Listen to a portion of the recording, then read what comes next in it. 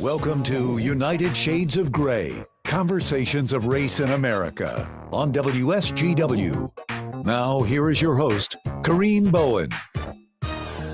Good evening, ladies and gentlemen. This is Kareem Bowen, and welcome to another edition of United Shades of Gray, Conversations of Race in America.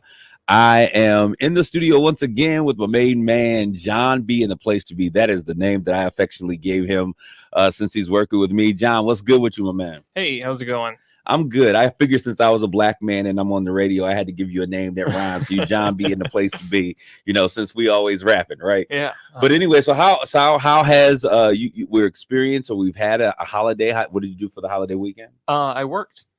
You worked? Yeah, I was in here doing news. Do they ever let you out of this place? No, I've got a bed in the back closet there, and I just curl up. But well, I'm glad that you're here. They didn't work you too hard, hopefully. But I just want to say to those of you who are listening, I'm excited about the conversation we're going to have today with Mrs. Tiffany Terrain. She's going to come in, and we're going to talk a little bit about the HBCU experience. And many of you people are like, what in the world is an HBCU? I had never heard of it before hearing about this event. Never hearing about it before. Nope. All right. So what does it mean? Do you know what did you pick up on it? Historically black colleges and universities. You're going to be all right after all. I wrote a story on it yesterday, so I should be pretty good at it. All right. So historically black colleges and universities, those are I'm not going to save that conversation because when Tiffany comes in, I want her to define what they are, since she is a product of it. And I am an individual who went to a PWI. There you go. There's another acronym that you can find. Got it? I'm going to guess. Predominantly white institution. My man, you get an A for the day. That was a guess. We are educating America today. So I'm excited for you all that are here. Those of you who are watching us or tuning in via social media, I want you to like, tag, and share this conversation. You can also watch this, on all of our streaming platforms here at WSGW, United Shades of Gray. You can come to my name directly, Kareem Bowen. You can also go to YouTube and check it out. I Grow Daily. It's on there as well. So make sure that you're getting involved with this conversation and you're sharing. I want to get to the crux of what we're going to be talking about today with Ms. Terrain. But you know what we always do? We always talk about what's hot off the press. And there's only one story that is really making the rounds on today, John, and that is the story of the Queen. Her Majesty has gone on to her eternal rest. She passed away a little bit earlier this week, if you're listening to this on the radio. She passed away at the ripe old age of 96 years old, just a couple of days after doing her official duties. In terms of putting to business the new prime minister in the UK. John, what are your thoughts? Because I know that for me, she's been around a little bit longer for me. You're a youngin. So what are your thoughts as it relates to the queen transitioning? Well, she's been queen for both of our lifetimes. Absolutely. So I don't know. Every time I think of Britain, it's the Queen. That's what comes to mind. But that's not the case anymore. It's King Charles III. It is, and that is going to take some getting used to, because he has been really Prince Charles my entire life. Now, it's interesting because, they're talking about, succession and this whole thing. And I think as we are recording this, as we speak today, I think Charles is doing his official first address to the people. I saw him shaking hands and, kissing babies and all of those things. It was interesting to me because I wasn't sure, and I don't know if I'm the only American that feels this way, or maybe even they feel this way in the UK. But I was kind of mad. I was like, I don't want Charles to be king. I was talking to my British friend yesterday. Yes. And he shares that opinion more or less. Are you serious? He's not like, man, I don't want this guy. But it's kind of he's not super popular. He's been kind of a controversial figure. So because everybody loves Princess Diana. Yeah. And so I'm thinking of like, how in the world does Camilla Cruvel or whatever, what is what was it, Cruella de Vil okay. Yeah. So Camilla gets to enjoy this. And for some part of me, and I don't understand why I'm so personally invested in this, because long live the Queen. She was a great figure. She doesn't impact my life. But for some reason, I was kind of like, I don't want him to be king. He did Diana wrong. I wonder if people still have parts of that sentiment because she was so beloved. And then looking at, as a black man, looking at what's going on, or what has recently been in the news with, the interview with Oprah and Harry and Meghan Markle, because I guess they don't no longer use their official royal titles, correct? I don't know. Yeah, I think that they kind of walked away, so they don't use their titles. But I was thinking to myself, like, if the queen wasn't the one who was having issues with that little baby having black blood, then who was it? It had to be Charles. And now I got to call him King Charles. I think my interest in the royal family has finally come to an end. But her Highness has been amazing, 70 plus years serving. When she said that she would give her life, be it long or longer, short, to the service of the UK. I mean, she meant every bit of it. And I just want to say, hope she rests in power. An amazing legacy that she leaves behind. And I've always liked her. She was always a bit humorous. I think I could see her cutting up, when she wasn't in her royal duty a little bit. It was always interesting. So flags are half staff around the country. The nation is mourning together of a life and a legacy that was well lived. And so we say salute to you, Queen, and live on and rest in power. So we want to certainly thank you for your service. Thank you, Queen, as much as you have done for the United States, I guess. Was it 17 or 13 of the past 14 presidents she has had the opportunity to meet and sit with? That's a remarkable feat and an amazing life. So we say to you farewell to the other side, to yonder shores. That's all I have, because I really want to bring our guest in today. You're sitting there looking at me. I know you were like waiting with that, just like, oh my gosh, what is he getting ready to say about the queen? Yeah. I have nothing bad to say about this queen. It's the king that's on the scene that we got to look out for. But I want to bring into our conversation. I want to thank you guys for coming in. Those of you who are coming into the social media stream. But can we please bring to the forefront Mrs. Tiffany Terrain? She is the Inclusion, Diversity, and Equity Relationships Manager for Dow. She's out of the Office of Inclusion, and I want her to come in. Tiffany, you there? I am. Can you hear me okay?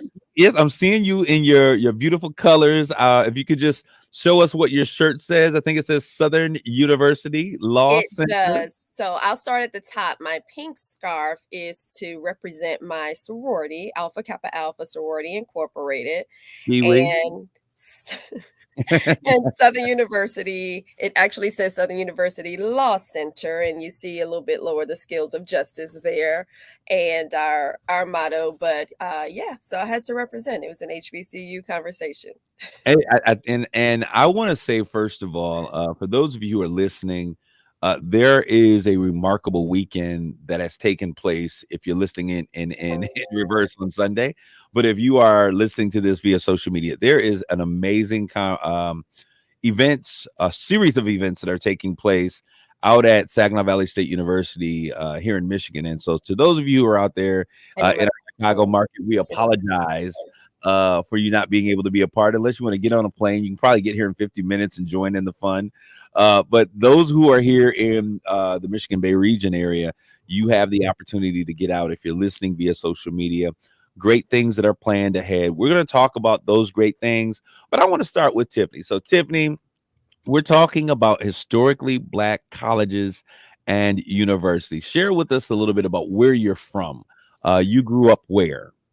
I grew up in inner city New Orleans, Louisiana. I'm a proud New Orleanian. What does that mean, inner city New Orleans? So I don't want, how people tell you sometimes they're from Detroit, but they're really from Southfield, right? And you said it, not me. You hit it. I have very dear friends who are from Harperwood. Yeah, go ahead. Exactly. And I was just going to say, I have very dear friends whom I love from other parts of Louisiana near New Orleans, but for reference, they say New Orleans. So I just want to be crystal clear. So you are from Nolans. From Nolans. Okay. So born and raised? Born and raised. Yes. We have, oh my gosh, most of my family are native Louisianians. My mom came to New Orleans, I would say she was in grade school. So they're from like a rural Louisiana. And most of her siblings also were reared. I'm looking at her off to the side there. And yeah, my grandparents raised them and subsequently the generations that followed right in the heart of New Orleans. Now you know that it's impossible for you to tell me that you are from the heart of New Orleans, and I cannot, and I abdicate my right or responsibility to ask you about Katrina. Oh my goodness. But I mean, you have in fact weathered the storm, so to speak, that the world stood by and watched. So, what was the impact growing up? I'm not sure how old you are or where you fit in, but how did that impact life for a young woman like yourself in New Orleans? So let me say this in a bit of background. So once I graduated the law center, I moved away and was actually living in South Florida when Hurricane Katrina hit. Wow. And a lot of people don't know that it also hit South Florida. Not as major because I tracked storms and followed storms most of my life. I'm looking and I'm telling my family, y'all need to leave. We pretty much didn't start leaving until around Katrina for storms. We would hunker down, the storms would pass, but this one was looking like it would be the major storm that it was. And so I'm sitting on my computer, just kind of wondering, what would happen. And sure enough, my family eventually evacuated, but not all of them. Wow. So from there, I'm calling the Red Cross, just like many people you may have seen on your television screens around that time. And when I tell you your heart was just in your stomach the entire time because you didn't know. And to see after the loss, the devastation, the infrastructure that still, to be honest, is not back. Like, let's just be crystal clear, right? But many of my family members, many of my friends left the area. They no longer live in the area. I have one relative who was evacuated with my aunt and uncle. My aunt has since passed on, who has never returned to New Orleans.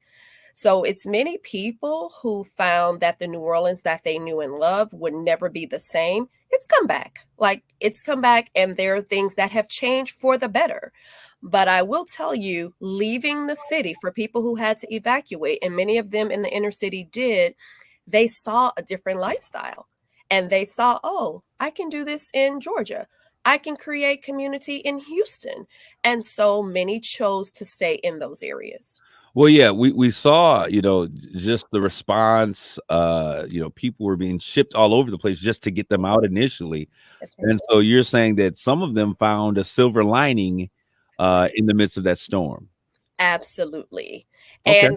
But here's the thing, and you might hear this about people from New Orleans, they don't leave. Not for storms, for any reason, because why? Why would you? But then having to be forced to leave and then see, oh wow, people live like this in these places. So I met people all over. Many of the places I went to North Carolina after the storm, and there were families there like, oh yeah, we evacuated and here we are. So I think, again, a silver lining for some. Wow, that's interesting. We don't often hear about those types of stories here from the North. I see we had families and members uh, who had to leave Texas or who had to leave and move to Texas. Jerry Walker.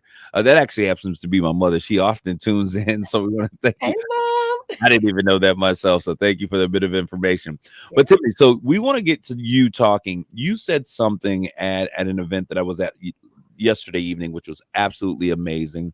You talked about how growing up in New Orleans, there was only one school that you could even imagine going to. You had been born and raised and kind of, in your mind, it wasn't just go to college. It was this is the school that you're going to go to. Share with us about that experience and how Southern University, which was the school that we were talking about, how that played such a major role in the life of those who were in your area. Wow. So for many of us, it was all that we knew, right?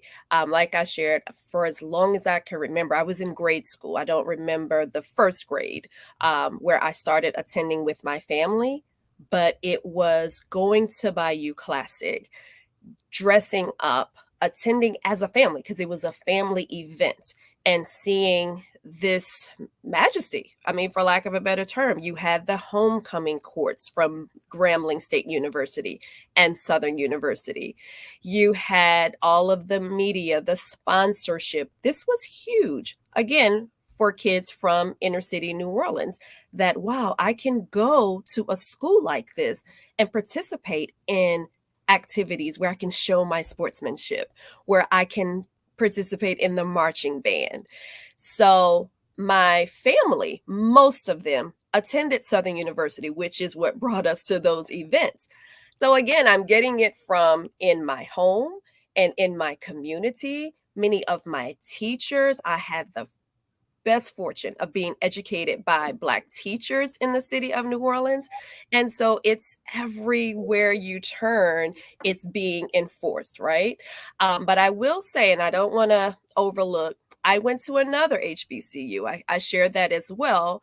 I went to Catholic schools in New Orleans that were started by the Sisters of the Blessed Sacrament, the same order of nuns who founded Xavier University. So while I'm growing up in the Southern University atmosphere, my summers were spent in between my high school years at Xavier University on their campus as well. So I'm having this Xavier experience, this Southern familial experience. So coming out of my high school, Xavier University Preparatory, I went right into Xavier University and then eventually left and received my 2 degrees from Southern University, New Orleans, and then Southern University Law Center. Wow, that's a remarkable story. It's interesting because you were talking about, as you see, I'm repping my Michigan State Spartans. Okay, it's interesting how what you're presented to, what's presented to you at a young age, how it impacts how you view the world. Growing up in the Midwest, the big thing was the Big Ten. I mean, that it was the Big Ten. It was Michigan, Michigan State, Indiana, Illinois. You want Ohio State. If you were going to college, you wanted to be a part of the Big Ten. Right. And so, being a Michigan guy and, you got the legacy of Magic Johnson, and we were all sports family. So it was like all about getting to one of these schools. And so I chose Michigan. Michigan State, got accepted to both, turned down one of them and ended up as a Spartan. No shade there, all shade. But that was a part of, how we lived. And I didn't know a ton of people that went to HBCUs. And I'll tell you, because I want to talk about this because I think it's important. The narrative that we were getting about HBCUs was that they couldn't keep the lights on, that they were run down, that they were dirty, that they were poor. And so, like, why would I want to go to school that I got to figure out, if we can do this at home. Right. So I ended up going to Michigan State University.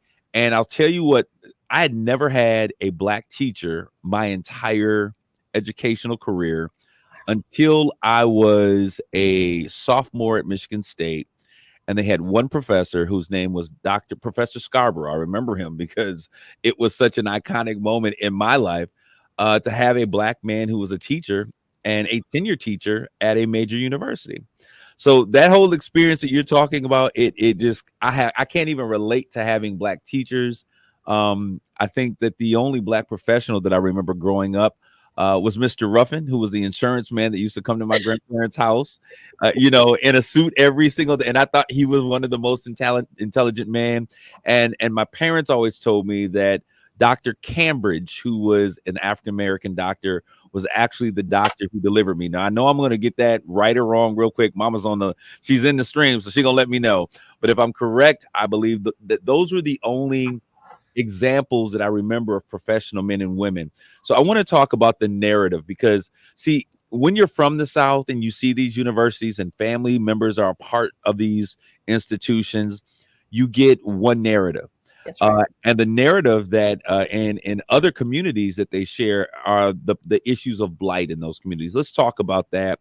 And what's the real deal? Let us know what we need to look forward to in terms of expecting great things out of these universities. So I can speak specifically to my most recent experience because, as I shared last night, I have a daughter who's a freshman at Spelman College in Atlanta, Georgia. And she is loving it, first and foremost. For for parents, we are just pleased that she feels so much at home in this environment. Kareem, you know, I live in the city of Midland, where we have around 2% African American population. So my child for many years has been the only person or one of a handful, and literally a handful of people who look like her in her community. Prior to that, she attended schools in Saginaw, Hanley, and Sassa, where there was more diversity across the spectrum, right? Not black, white, but all shades, right? Right. So she had that experience. She had a black teacher one half of a year, 1 year in her educational experience. So fast forward, she gets to Spelman, where we've been told in certain environments, you talk white or you do this differently. But at Spelman, there are many students like her. I'm sure people who are watching may have heard Angelina Jolie's daughter is there. She happens to be in the same dorm as my daughter, as well as Mary Mary's daughter. She's in the same dormitory. They are in what's called an honors dorm. I will say it's the only freshman dormitory with air conditioning. So it's one of the nicer dorms.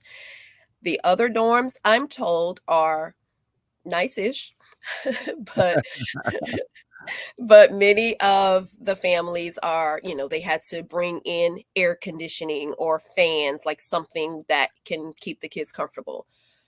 The flip side of that is right here in our own backyard. Not sure if you know, Saginaw Valley State University's dormitories are number 3 in the nation. So there definitely is a difference in the housing at some of these institutions. A lot of the alumni, foundations, people are aware of this, but there's so many other uses for the funding that really hasn't trickled down to the housing. At Spelman, I can say, at Xavier University, where I was a freshman student, if I went there today, it doesn't even look the same. So we talked about Hurricane Katrina. Many of the federal monies that came in and other foundational monies, Xavier took them. It looks like a totally different campus. From what I have heard from students who attend, they're very comfortable with the living accommodations there. The buildings are phenomenal. I took my daughter there on a visit. She didn't want to go to one of my schools, but it's okay. But it's a modern, state-of-the-art campus. And I will say I visited some of the others on this tour.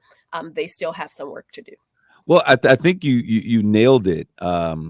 One of the reasons why Xavier has been able to sustain itself is because of federal dollars, and we'll have that conversation because when we look at what's the name of the documentary again? You guys showed a documentary that was so powerful, and I'll let you. Amazing. It's Tell Them We Are Rising. And Go ahead. did you hear the statement? So go ahead, you talk. No, I was going to ask you the question. Tell them we are rising. It's a statement, but it's a statement that is response to a question. And I want you to share what the question was. Yeah. So the questions was what do we tell the Northerners about what's happening to the former enslaved youth? And from a Southern student or Southern youth, tell them we are rising. Let them know that we have these institutions that are coming up that were started on our behalf and that they will take us to the next level. Well, I think that is a appropriate segue for a commercial break. Tell them we are rising. There's a lot of work to get done. It's been a hard work. It's been rough, but hey, we're going to make it happen. We're going to talk about Tell Them We Are Rising, the documentary, and we're going to talk about what you guys have going on or had going on, depending on when you're listening. Stick and stay. Don't go away. Come back with more United Shades of Gray.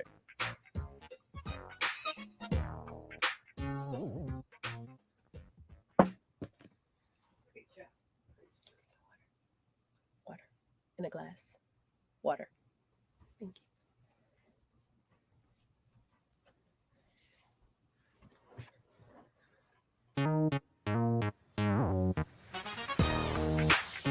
You're listening to United Shades of Gray on WSGW. This is Kareem. We're back with more United Shades of Gray. I'm here in the studio with my wonderful guest, Tiffany Terrain. She is all about inclusion, diversity, and all of that stuff as she reaches out for the Dow Chemical Company and bringing equity to the relationships that Dow makes with our community. We're having a conversation about the historically Black college and university experience. So if you hear the term HBCU, that's what we're talking about. If you hear the term PWI, what are we talking about, John? Predominantly white institutions. My man, he's getting educated one show at a time. Absolutely. We got to do it. But Tiffany, we were talking before the break, and we talked a little bit about Tell Them We Are Rising. It is a documentary that really highlights or gives us a full picture, I think, a very strong picture of how historically Black colleges and universities were started, where that funding came from, and really the challenge. I asked about the narratives that were told to us students in the North, us colored folks in the North. And I want to share a little bit about this. So let's talk about the documentary. Why do you think, or why did you guys decide to show this weekend? Why did you use that particular documentary? So just to give you a little bit about the impetus of the weekend, HBCUs are not normally matched up against PWIs, right? Absolutely. So John Decker, who is the recently retired athletic director at Saginaw Valley, chose to engage in this opportunity with Bowie State. So last year, SVSU went to Bowie State, and this year they're coming here. Actually, they should have arrived today. So when I heard this, John is a dear friend. I said, John, we have to make this an inclusive event for the community. Like, we can't just play football. So we kind of— How dare we have a football game and just play football? Can't just play football. No way.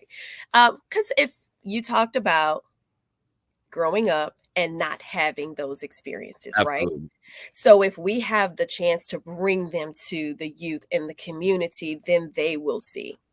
So we wanted to create a number of touch points around the event to engage the community. The first one was this film, and then the panel following. And Dr. Ken Jolly, who's a professor at Saginaw Valley, it was his idea, along with his counterpart at Bowie State, to show this historical aspect of educating Blacks in America. And he sent the film over, had everybody take a look at it. It's a documentary. It's actually been out a while. Yeah, So if anyone's looking, there's a link on YouTube that they can subscribe to and watch. I recommend it for everyone, young, old, alike. You should see this. So when we saw it, we're like, perfect. It's what everybody needed, right? Some of the criticism, I would say, is that it seems to promote attending HBCUs. So why should Saginaw Valley show this? But it's important. You know what? I was going to ask you. Yeah. I thought that it was quite bold that Saginaw Valley State University would. When I saw the movie, I was like, "Wow!" PWI promoting a historically Black college, but it's really about telling the story and giving the truth. And our students are better when they understand Right. their educational systems. But go ahead, I'll let you. How did you all bring that one past the powers that be? Yeah. So again, it came from Dr. Jolly, and to your credit, it was to show the history of educating Blacks. And now we've evolved to we can go to any school we want to. We don't have to be segregated. It's no longer separate but equal. Everybody can receive the same education regardless of where they find their fit.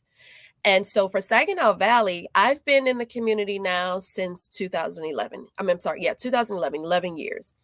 Everything that we do is centered around Saginaw Valley when it comes to youth, when it comes to Black educational experiences. My husband made a comment last night. I thought at first that Saginaw Valley was an HBCU, right? So, I mean, it was of course we know it's not, but because we did the Martin Luther King regional celebration there, because my daughter met the 3 Black doctors in a presentation that they had at Saginaw Valley.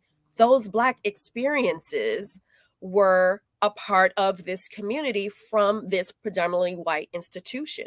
So I think it was important for them to continue in that vein to share why it's important to educate African Americans and Blacks, period. You know, it's interesting because even though I went to Michigan State, I had some friends that were at Howard University, Yeah.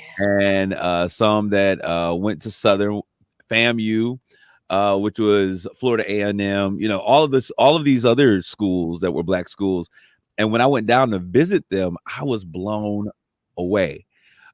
You know, the stories that we were told about the buildings and, you know, what the communities that these schools were in, they paled in comparison to going to and seeing, going to these events and to these schools. I remember the first time I stepped foot on Howard. I applied to Howard for med school and got accepted. But I remember going. Know that, Kareem? Yeah. I remember going to Howard the very first time, and there were so many Black people everywhere at an institution of high learning. The teachers were Black. The president was Black. We saw, you know, the Greek life, the fraternal organizations. They were there and doing. I felt like I had missed something. I'm like, wait a minute. I got sold a bill of rights that was not fair. Something was not on the receipt either here. I missed something here. Okay. But it was the experience that outweighed the conditions or the things that That's were, right. you know, my parents always taught me you got to eat the meat and, you know, leave the bones on the table or whatever. Yeah. There was so much that had not been told that had I been aware, had I seen, had I experienced those things, like I told you, Black teachers, professors, we were, you know, then even in the community, the community, the stores and restaurants were owned by Black people. Yeah. I had never seen anything like this in my life, and I really felt like I had missed something because somebody told me a story that was different. So when we talk about changing the narrative, and what you all were doing during this period of time is showing them, you know, we hear about the negative things that often happen in communities of color, but you're showing the beauty that exists in the legacy that exists in these communities. Share a little bit about the legacy of Black education in these Black institutions. Wow. So I'll go back to the event from last night. Yeah. One of the reasons I wanted to have the panel conversation that followed the film was to also show that HBCU graduates top producers, right? Yes, everyone knows that our vice president attended Howard University and she's a member of my sorority. But right here in the Great Lakes Bay region, we have a pastor who attended Florida A&M and whose parents attended Southern University.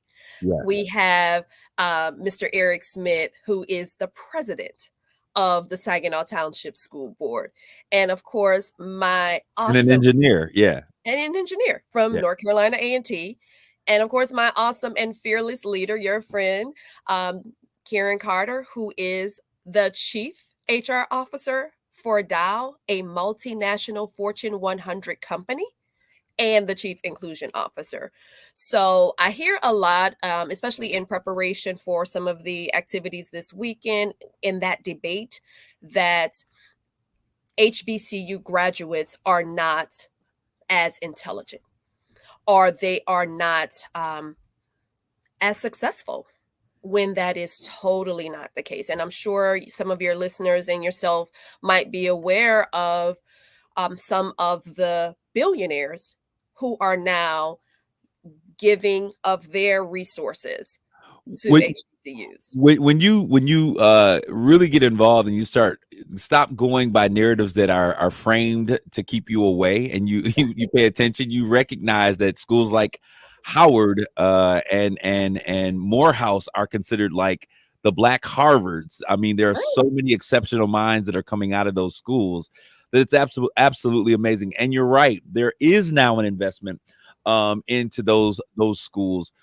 Let's talk about why these schools was created, because I'll tell you what happens is I always get the conversation, why do Black people always have to have the black this. Like, you got a white university. Why do we have to have a black university? We have,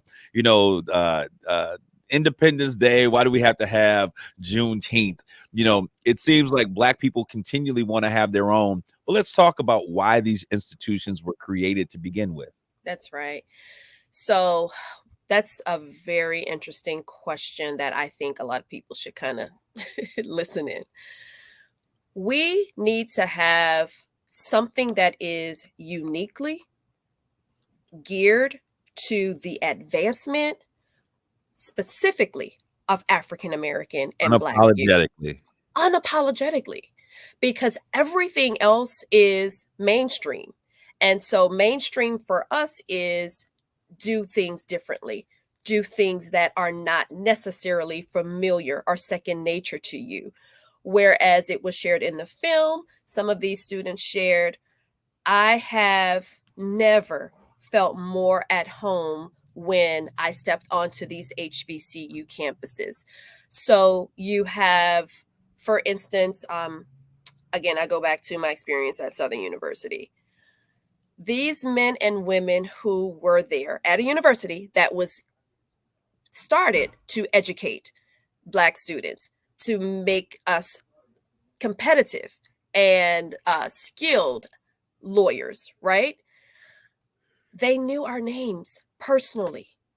And if you had any kind of situation, they were there to step in and say, oh, Ms. Terrain, I saw that you applied to the United States Department of Labor. I just wanted you to know your recommendation letter has been sent off. Wow. They took educating you as their personal business. That's different from any other institution. But I will say, Kareem, and I tried to share a part of this last night, I also attended a PWI. After receiving my Juris Doctorate degree, I went on to a Master of Laws degree at the University of Illinois. It was St. John Marshall School of Law at the time. And I had an excellent experience there. I also had people who rallied around me to say, oh, you know what? We want you to go to this conference and represent us. So I'm not saying that you won't find support in other places, but over on this side, they were uniquely created for me. I want to say this about that experience, because see, I spent most of my time at PWIs, and what you experience going back to a PWI after having experience and achieved at your other universities was that you're not coming in as a student who's just run of the mill at that point. And so you are now a credit to that university by the achievement that you've been able to make. And there is a great deal of excitement for African Americans who come into those spaces and are able to achieve. We're going to use you and put you up on the banner as our poster child of success.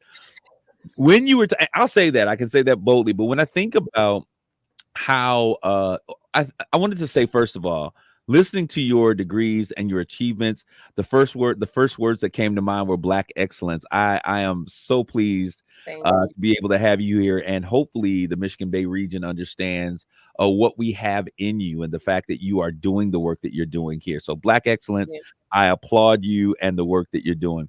But when I think about that, I also think about the fact that HBCUs, and this is for our listeners who are saying, why do Black people always have to have their own thing? It was not that we set out to have our own colleges and university initially. We just wanted to be educated. That's all. And so, we talk about the brutality of, not being able to be educated. We talk about slavery all the time, and we talk about the impact of slavery, but we don't talk about how after slavery, and as we were beginning to receive certain things, there was a certain brutality of lack of education. Talk about that. Share a little bit about how brutal it is, not only to deal with slavery, but then also to keep people from learning. And that is what led to these Black colleges and universities across the country. Yeah, absolutely. You just really brought me back to some of the aspects of the film where you would hear from the young enslaved children that they would see people communicating with a book, and knew that there was something there. Like they're getting something from these pages, from these words, but we were kept from doing these things. In many states, Kareem, it was against the law to educate Blacks because the powers that be knew that we would be as powerful and as dangerous in a positive way once we were educated. Of course, it was always for Blacks to be submissive and subservient so that we would not have power and access in the world. So let's just be clear. That was the purpose of not educating Blacks. You could But do there were, anything with your slave except educate them. except educate them. They were my property, right? They shared. I don't want to go into it, but some of the atrocities that one would think that slave owners did to their slaves, except educate them. And there were not necessarily all Blacks. You saw some of in the Quaker movements, definitely in the AME church, but these individuals said, now that we're out of this state of enslavement, we have to do more to bring our people along. And there were some Blacks who, in my personal opinion, who kind of I guess were not ready, right? You heard the kind of the philosophy of Booker T that said, well, let's be patient. Let's move us along in the industrial way. I work for a chemical company, so I'm not at in any way saying don't go into vocations, don't look or reach for a trade. We have apprenticeship programs where people can come out of high school and go right into some manufacturing roles, etc. But at the same time, the focus was, as WEB said, to to make sure everyone knows that we're capable, that we're just as intelligent, if not more intelligent than the person sitting next to us who is a non-Black person. And that's why many of the institutions you saw start to sweep the country. There were at one point 121 HBCUs. Today we're around 105-ish. So yes, we've made some changes, but they're still there standing as pillars to educate Blacks and put them in. About 40%, I believe, of first degrees in the Black race are gained from an HBCU. Those differing opinions from W.E.B. Du Bois and Booker T. Washington became a part of the conversation on yesterday. And I think it was Eric Smith who made the distinction that you have to look at their perspectives and where they were coming from. That's right. And you know, Booker T, God bless his soul.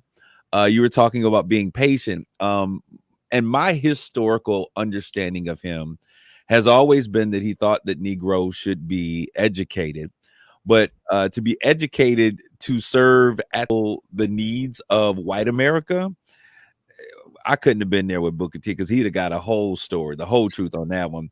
But W.E.B. Du Bois, you know, he came from education. He was, That's you know, right.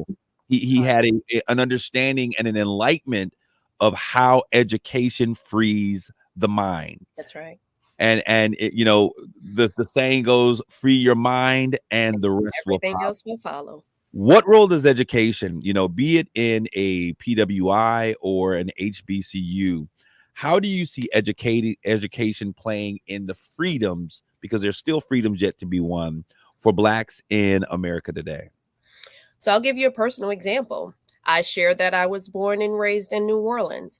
What I didn't get more into was that I was born to a single mother who was very young, who took care of me in the housing projects of New Orleans. So for her, she knew it was important that I don't stop. I continue to get my education, which why Southern University will always be hold a place in our hearts, because she was able to go on. She is a master level licensed clinical social worker, and who instilled in me, as well as my brothers and sisters, that you all need to get your education. And so now, fast forward, I am here again working at a multinational company living in the Midwest, spreading the values of diversity, equity, inclusion, working with yourself to let other students know there is freedom with education, with opportunities. So it has opened so many doors for me, Kareem. I can't begin to tell you, but I know my story is only a fraction of others that are out there, probably a lot similar, because a lot of us come from humble beginnings, but realize that education was the way. One other quick example I'll give is a fly. Oprah Winfrey, she often tells the story of her grandmother hanging clothes on the line in Mississippi or Arkansas. And she would be, hanging clothes out with her. And her grandma said, "You need to pay attention because this is what you're going to do, Oprah Gail." And she said right then and there in her spirit, not to her grandmother because she didn't sass her, but she knew, no, I'm not. This is definitely not what I'm going to be doing. And I look at and I talk to people all the time. Sometimes what you have in front of you is an example of what you're not going to do. Absolutely. Right. And so for many of us, that was the reason why we knew we have to be educated because we have to make these changes in our lives. Wow. We got 3 minutes left here. Let's talk about what is taking place for those who are going to see this before the weekend concludes. And then, of course, anyone who sees it after or listens to it after, they'll know what took place out at SVSU with this Black experience, this HBCU experience. Oh, wow. So let me tell you, run, don't walk. Go to the SVSU website, Google Saginaw Valley Classic. So some of you missed the awesome panel that we've been talking about last night, but tonight there'll be I call it a step show, but it is a performance recognizing artists in our community. We'll have singing, we'll have spoken word, we have the Saginaw High drum line, but mixed in with that, we want to introduce the community or share more with some who may already know the Black Letter Greek organizations. They are a large part of the HBCU experience. As you're aware, Alpha Kappa Alpha was started on the campus of Howard University, and so many others have their own particular HBCU connections. But we want to talk about them, let people know all the wonderful work that these institutions are doing right here in the Great Lakes Bay region.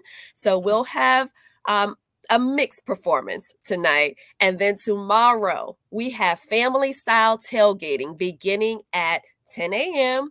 on the campus of Saginaw Valley. And you can come out to get voter registration information. You can register to vote.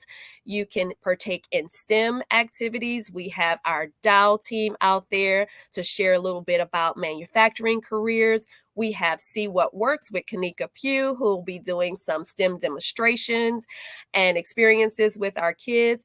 Please, please, please, you have the entire month to go and see the Reflecting Black art exhibit. You guys, I can't share enough. Kareem, I hope you have an opportunity to have Kevin and Naisha on. It is phenomenal. And that exhibit talks about the first Blacks in the area, as well as the Greeks, first Blacks at Saginaw Valley. So I can go on and on. I hear the music though, so I'll wrap. But yeah, as you can tell, it's just such an exciting opportunity that I'm happy that we can share with the communities. Tiffany, I certainly thank you for being my guest here today. Get out to SVSU and check that out. All of that information. I want to say we mentioned something called the Bayou Classic. And if you are a part of an HBCU, these types of games are a great part of the legacy of these great institutions. We usually get to about halftime. It's the halftime show that steals the show. And you'll get a taste of that if you go out to SVSU and check it out. As we always say, we long for a day that it's no longer blue states or red states, black or white, but we're truly United Shades of Gray. God bless you all. Grace and peace.